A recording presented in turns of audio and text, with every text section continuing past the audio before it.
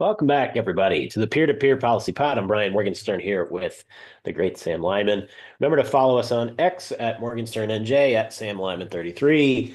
We are going to recap Trump's big speech to Congress and the bigger news, which was the ridiculous reaction to it from the opposition party. And we're going to talk about this battle for the Bitcoin Strategic Reserve, which is heating up this week with a big event at the White House with President Trump. So, Sam, where should we kick it off today?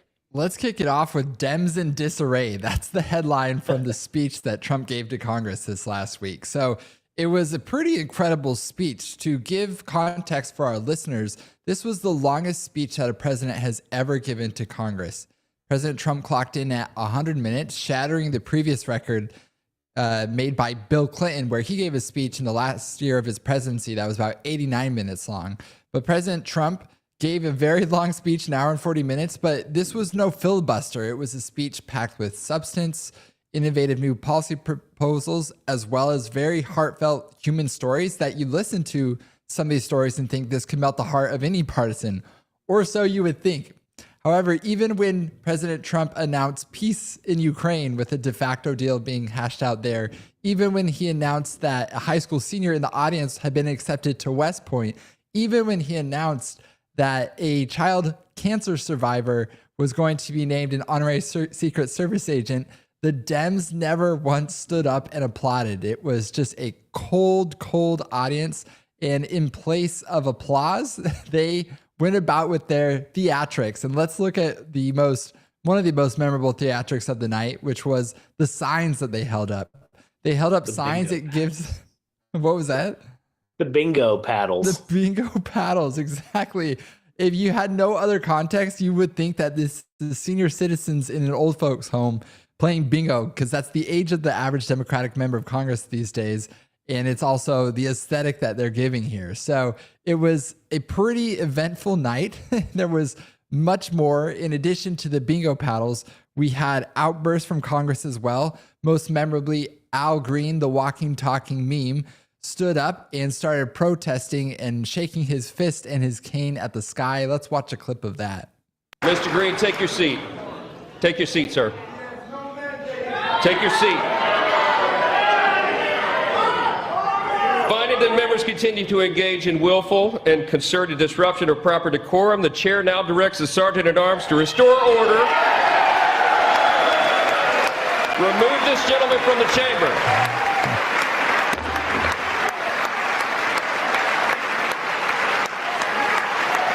This is absurd.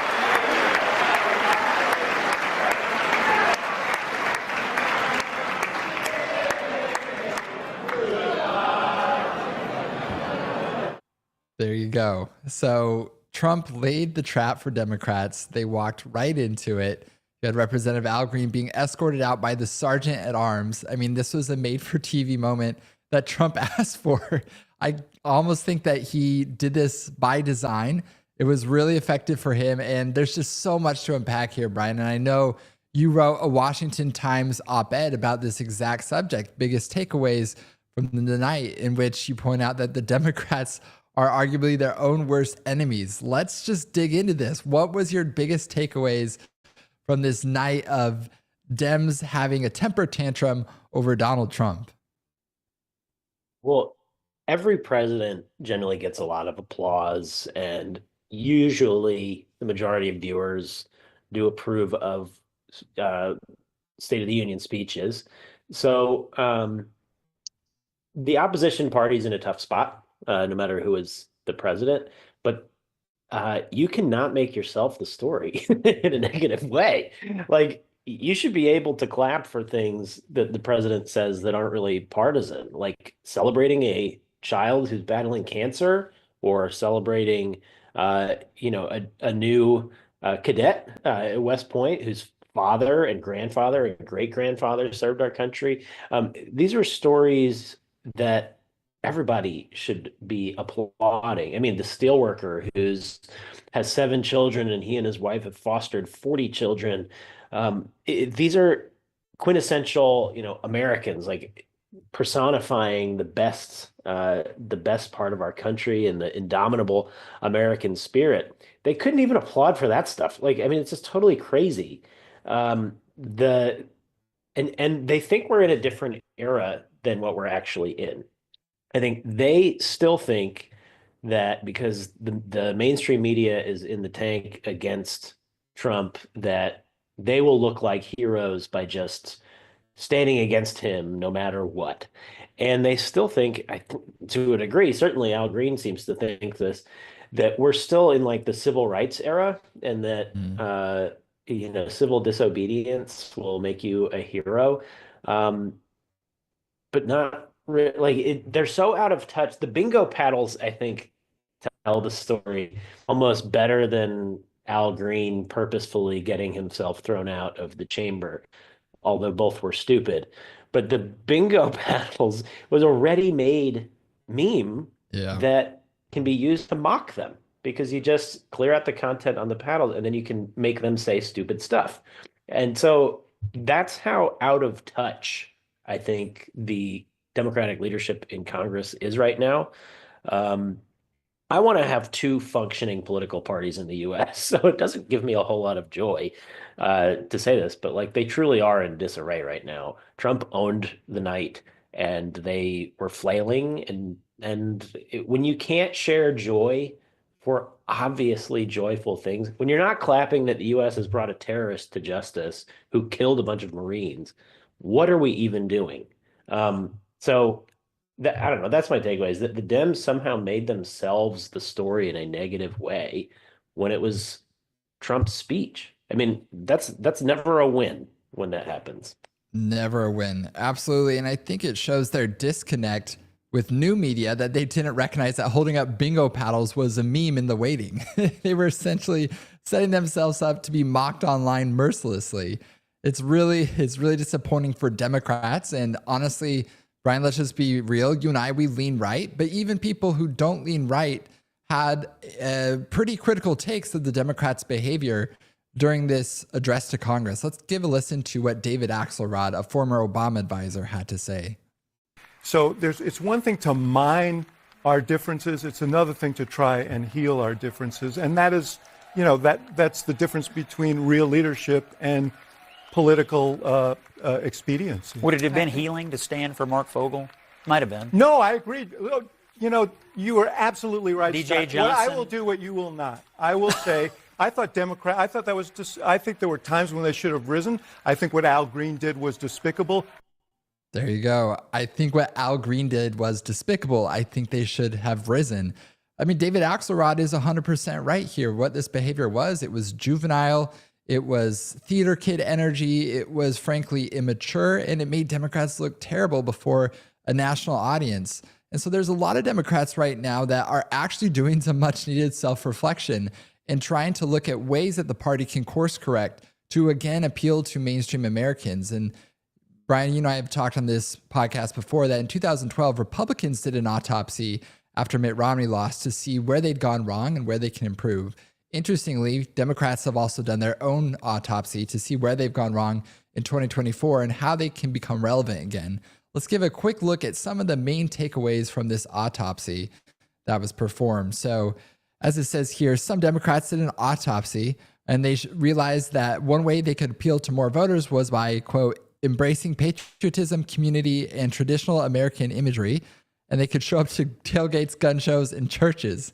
So Brian, this raises the question, if they follow this advice, is the future of the Democratic Party the Republican Party?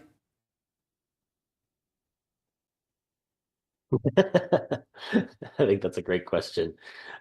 They really do have to get back. We've talked about before what they need to do, and it's listen to voters.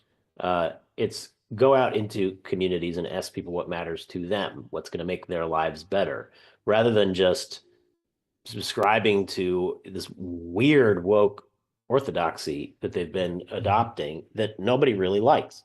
The astroturf of provided by mainstream media isn't going to give them cover anymore. They actually have to be responsive to voters. So, like I said, I want to have two functioning parties competing to make our lives better. But we don't have that right now. We have Trump, and then we have Trump's flailing opposition. And if it continues this way, we're actually going to, there was a lot of concern about one party rule in America, like California, where it's a permanent Democrat voting bloc. If the Dems keep down their current track, we're going to have one party rule on the Republican side for a long time. I don't think that's actually going to happen. I think they will right the ship to some degree, but yeah, I mean, you need to show up and listen to voters, and that's what Trump did. He broadened his voting bloc by going to different constituencies and saying, "Well, what do you need? Like, what would you want me to do if I get elected?" And then saying that, and to the extent it did, he would say, "Oh, that makes sense. Okay, I'll do that." And then people showed up for him who were not traditional Republicans. So, to win elections, you have to, play the addition, not subtraction game. You have to convince voters to support you, rather than telling them, speaking down to them and telling them what you think they should feel or think. You should listen to them and reflect what your voters want. That's how a representative democracy is supposed to work. So, interesting autopsy. I don't know how many Democrats today, and this is why I think an evolution is necessary. I don't know how many Democrats today would feel all that comfortable at a gun show or a church. So, maybe that'll help the party change for the better. Yeah, perhaps. Like you said, though, Democrats need to stop talking down to voters and need to start talking to voters and hearing their concerns. I think one of the few Democrats who's actually doing that is John Fetterman, Senator John Fetterman. Very interesting guy. For those who don't know, he is the senator who always wears a hoodie and basketball shorts to major national events and even sometimes on the Senate floor. Quite the character. Say about him what you will, but one thing you can't deny is that he is rightly recognizing the wrongs of the Democratic Party in the areas where they're making mistakes. So let's take a look at one of his critiques of the night.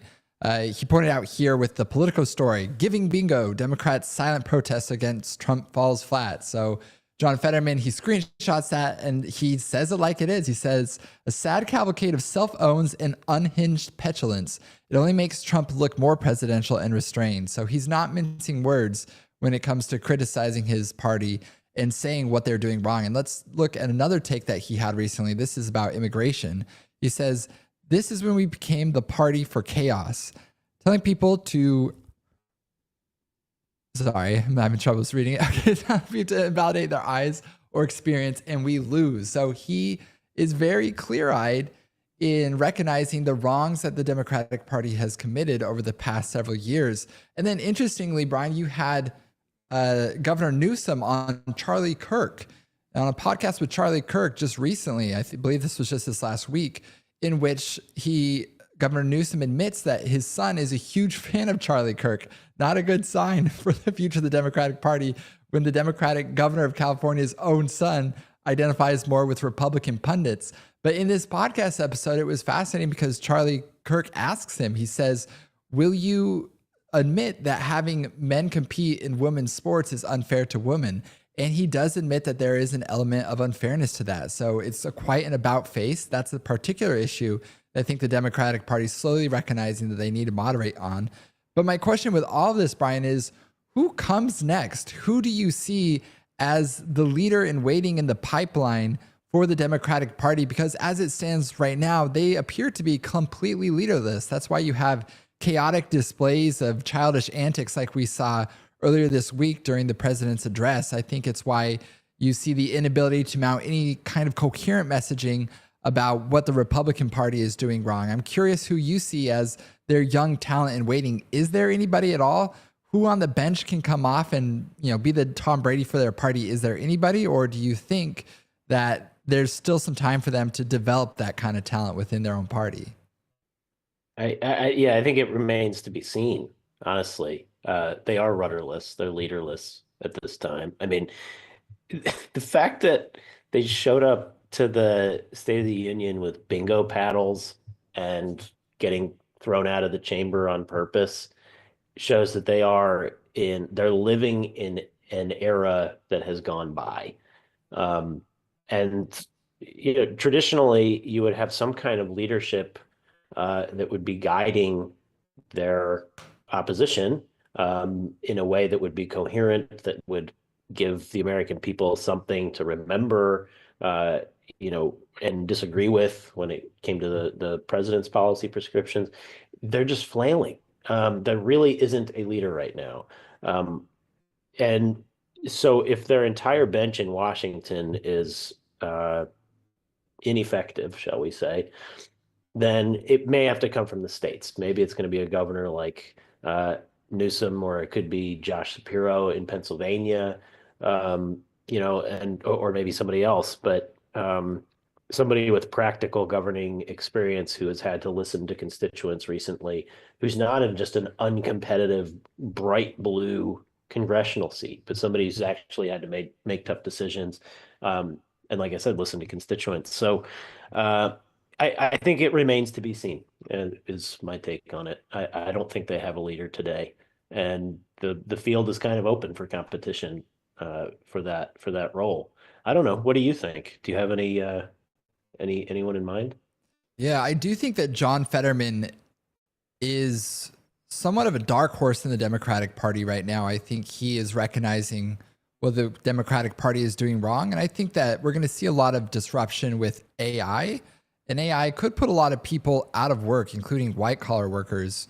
And in that scenario, I do think that the Democratic Party could draw a contrast with Republicans, because Republicans are becoming the party of the tech right, where they could levy critiques against the party, saying that the GOP is anti-worker in some sense. I think perhaps the Democratic Party finds its voice if that occurs with AI. And in that scenario, I think John Fetterman actually has positioned himself well as a man of the people, even though it's more or less a costume that he wears, wearing a hoodie and basketball shorts to all these events.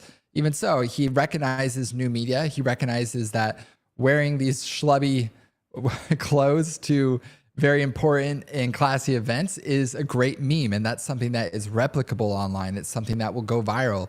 Just a simple picture of him will give him the attention that he needs online. I think that's where Democrats are really struggling right now, is they have no idea how to navigate new media, as was evidenced by the bingo paddles that were going to be memed to mock them. And so John Fetterman, I think, is one of the few people in that party that recognizes where the party is going wrong and how to resonate across new media. And so I have my eyes on him as a potential competitor, but I also agree with you. There doesn't seem to be anyone that stands out in a Obama at the 2004 DNC kind of way, but never say never. Things can definitely change, but we've focused a lot on where Dems went wrong in this State of the Union speech. Let's focus on where Trump and Republicans went right, because it really was a positive night for the GOP. Progressives, they hated this speech. However, the American people loved this speech, and there's CBS polling data to back that up. Let's take a quick look at how Americans felt about this speech. So 76% of the public that viewed Trump's address approved of it. They liked it. They thought it was good. And then the amount of time that they said that Trump spent on issues that they cared about was 63%. Said they cared about, he spent a lot of time on those issues. And then let's go to the next one. How did the speech make you feel? 68% said it made them feel hopeful, 54% proud. And the minority said it made them feel worried or angry. Let's go to the next one as well. Does Trump have a clear plan for inflation? People are confident that he does. 68% say yes. And then let's go to the final one right here. Trump described crime as a problem. 68% said that he got that right. Having the congressman removed from chamber for interrupting Trump, 3/4 of the American people approved of that. So the American people liked what they saw. They liked what they heard in Trump's speech. And frankly, so did we. Brian, I'm curious, focusing on the positive of this night, what were your biggest takeaways and what was your favorite part of the speech itself? My biggest takeaways were that Trump has settled, he's being framed as divisive and, whatever threat to democracy, whatever screeching has been lobbed at him for years. And he's just flying right in the face of that. He's picking these 80-20 issues which has kind of been a talking point, I think, inspired by some of Scott Jennings' appearances on CNN. But he really has picked like these 80-20 issues and just hammered those. And that's the way you build, I think, a durable coalition. And it's about securing the border. It's about being tough on crime. It's about having economic prosperity through tax cuts, deregulation, improved trade deals. It's about pride in our country and that this idea that American citizenship should mean something. These are all ideas that most people agree with, and that's where he's sticking. Government waste, cutting government waste, is one of the most popular ideas.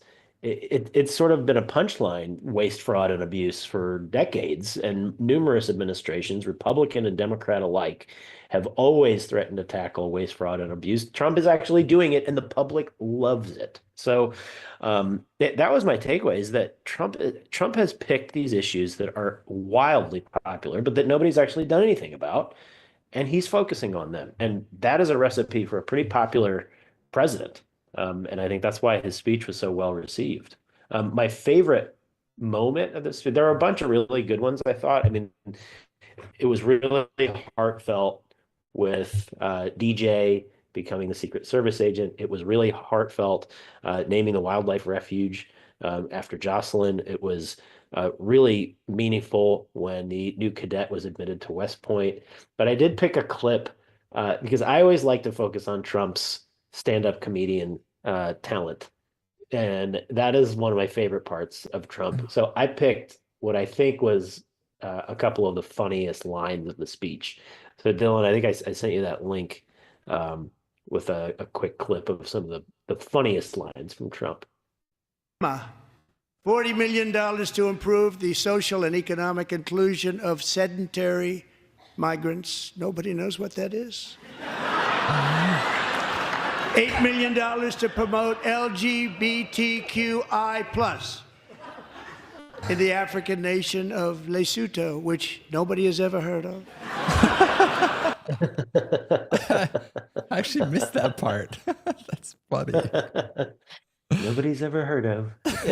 So his delivery's so good. And he even got, pretty raucous, boisterous laughs. Like, that was a good response from a comedy club to those lines.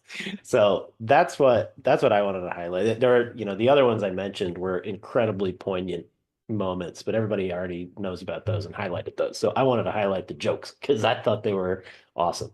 Yeah, well, Brian, you and I have both been speechwriters at different parts of our career.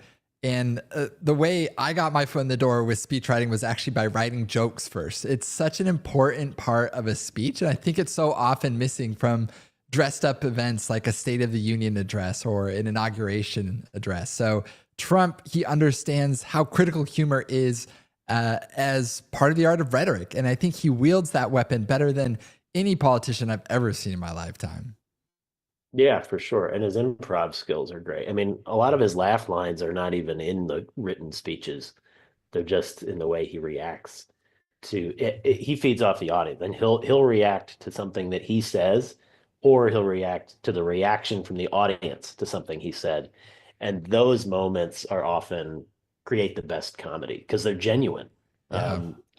He's surprised sort of along with his audience, and that is what really can create a strong bond between the speaker and the crowd. So I love those moments. Those are great.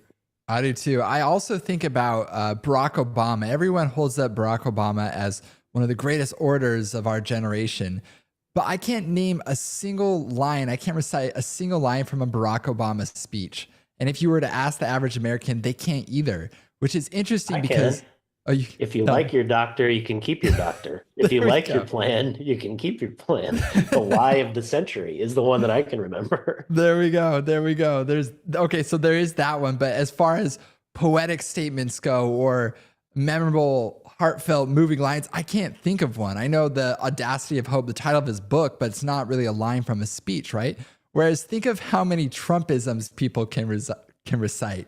whether it be many people are saying or many such cases, or he's just so funny and he has so many memorable lines. And yeah, maybe it's not as poetic and dressed up as a Barack Obama speech, but it sticks with people.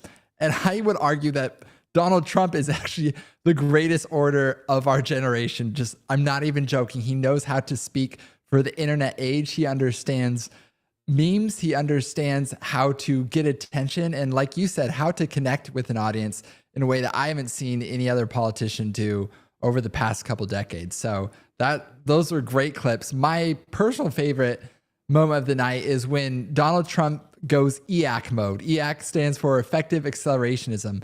This is the EAC presidency. Donald Trump brings so much vision, so much optimism, and so much hope with his policies. He shoots not just for the sky, not just for the moon, but for Mars. Let's play this clip and give that a listen.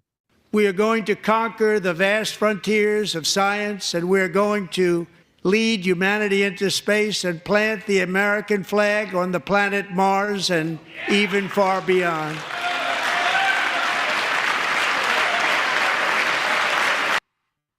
Heck yeah. Like, I just listen to that and it makes me so proud to be an American. This idea that it's America's purpose to lead humanity to the stars. I really do believe that. And it's that kind of hopeful messaging that I think has been missing from our politics for so long. We went to the moon in 1969, but we really haven't been back in any meaningful way. And so the idea that we're not only going to return to the moon, but return to Mars, I think distills the boldness of his presidency and the unapologetic American patriotism that has drawn so many voters towards this movement. So that was a really positive, memorable moment of the night for me, in addition to those comedic lines as well. So Brian, we've unpacked a lot of that speech. Let's pivot now to Bitcoin. There is a battle brewing over the Bitcoin reserve as we speak. Recently, Donald Trump came out and he announced that there would be crypto involved in some kind of reserve as well. Let's take a look at what he posted on Truth Social on Sunday. It's always good when you get a chaotic social post on a Sunday because it wakes everybody up. So in this particular post, President Trump talks about a U.S. crypto reserve, and that crypto reserve will include cryptocurrencies beyond Bitcoin. It will include XRP, Solana, and ADA, also known as Cardano. And so he says it's part of making America great again. This really has stirred a lot of controversy within the cryptocurrency industry because we thought it was going to be a Bitcoin only reserve, but then lo and behold, he brings in XRP, which is interesting and I think speaks to the power of the Ripple lobby. Let's unpack this, Brian, because you had a fire thread yesterday about Ripple, XRP, everything that scam token stands for. And I think it'd be great if we could just go through your thread and talk about why this might not be the best idea for the United States of America. Sure, yeah. And I have often said one of the greatest aspects of Trump is that he listens to everybody. You know, no tax on tips came from a waitress in Las Vegas. Like he will listen to ideas from everybody. One of the most dangerous aspects is that he will listen to absolutely everybody, and he doesn't always kick the tires before announcing an idea. So, you know, I suspect he spoke with somebody from Ripple, and they're like, "You should do this," and he was like, "Oh, that sounds good." The problem is that they don't have his interests in mind. You know, when we've helped to educate him on Bitcoin and some of the issues facing our industry, we try to do it in a way where we explain how he could help us, and he will get support. You know, if he helps us, there will be voters who will really care about it and come out for him.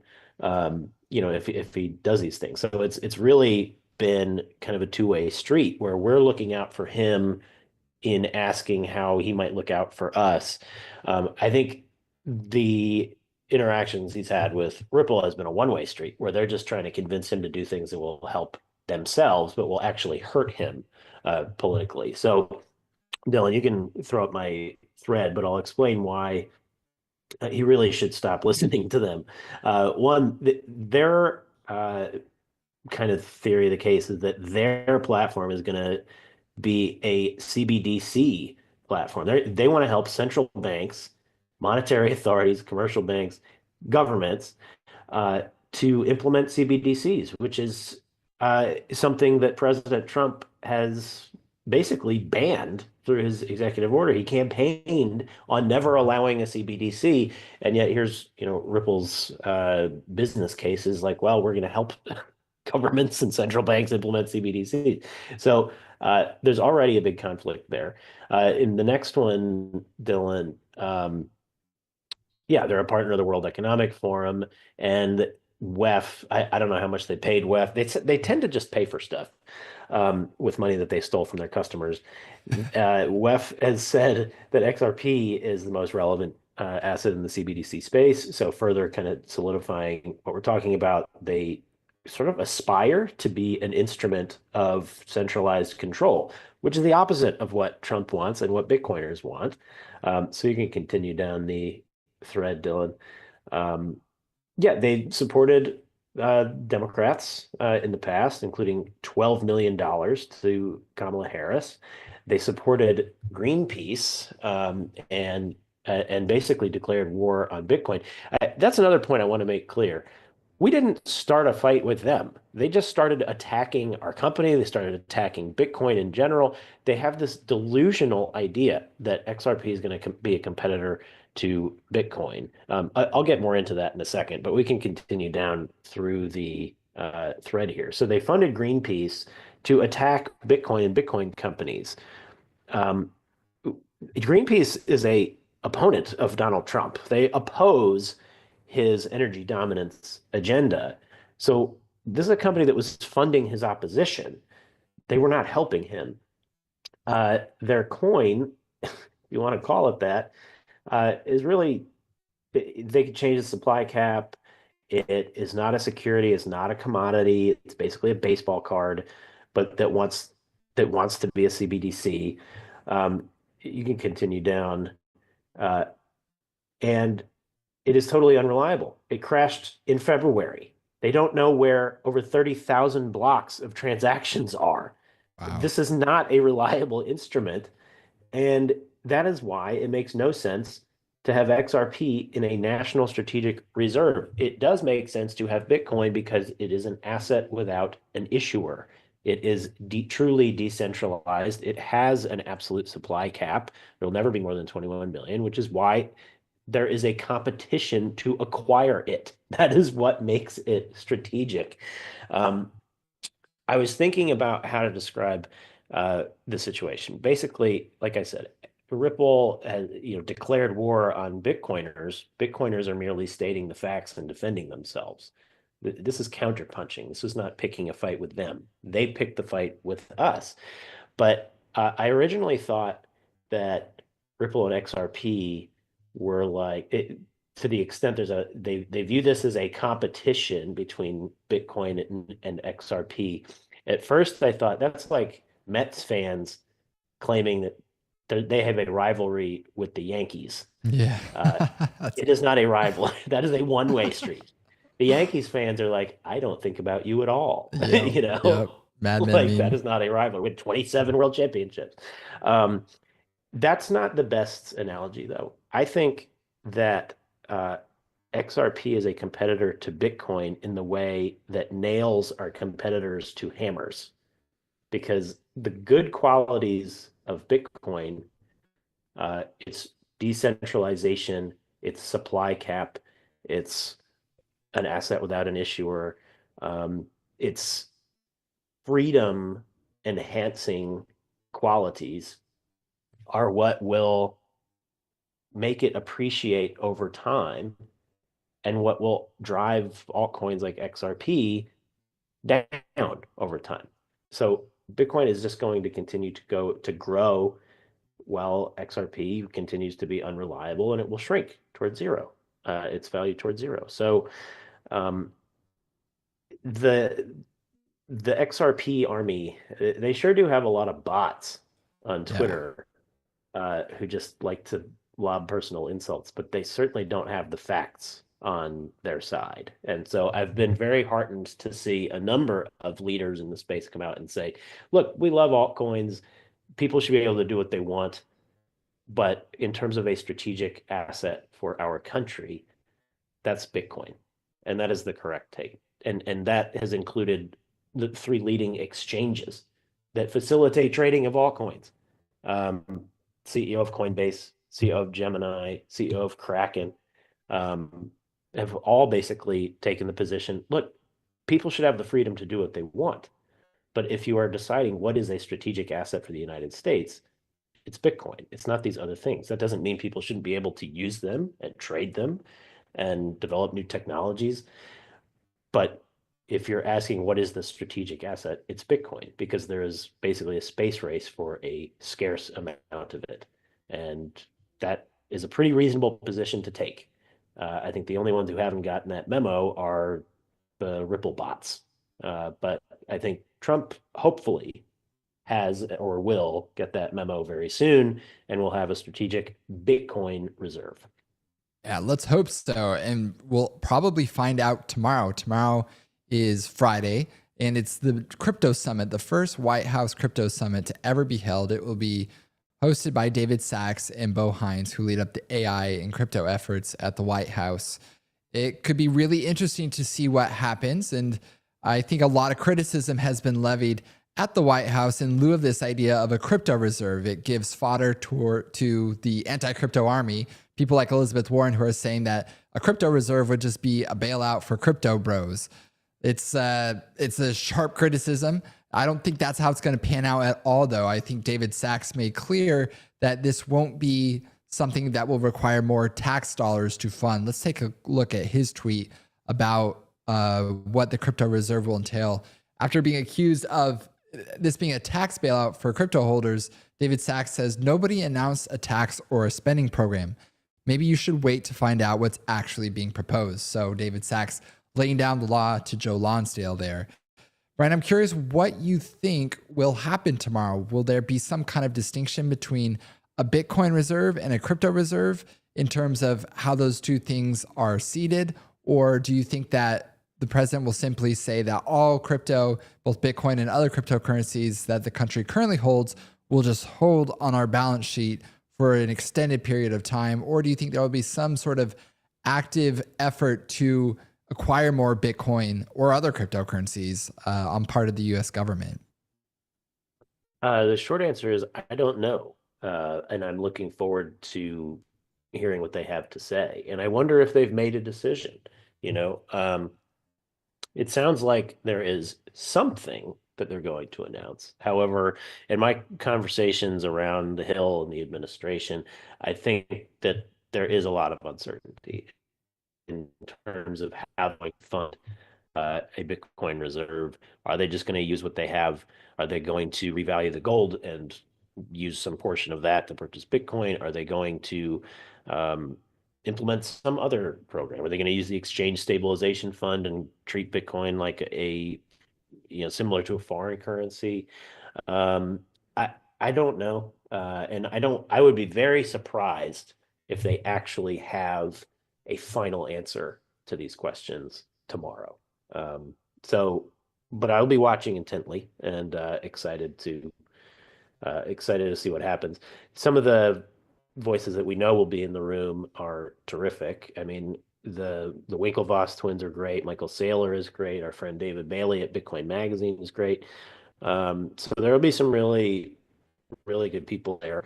In addition to some of the leading CEOs of exchanges and companies that facilitate consumer use of various crypto assets. So it could be a pretty wide-ranging discussion. And I'm skeptical that there's going to be a lot of super firms. It would be nice if there are, but it just feels a little early for that. I don't know. That's my just looking into my crystal ball, but we'll see. Yeah, I think you're right that after the president's Truth Social post, it caused so much controversy that maybe one of the reasons we haven't heard much from the White House about who will be there or what will happen or what will be announced is that it might be being hashed out as we speak right now.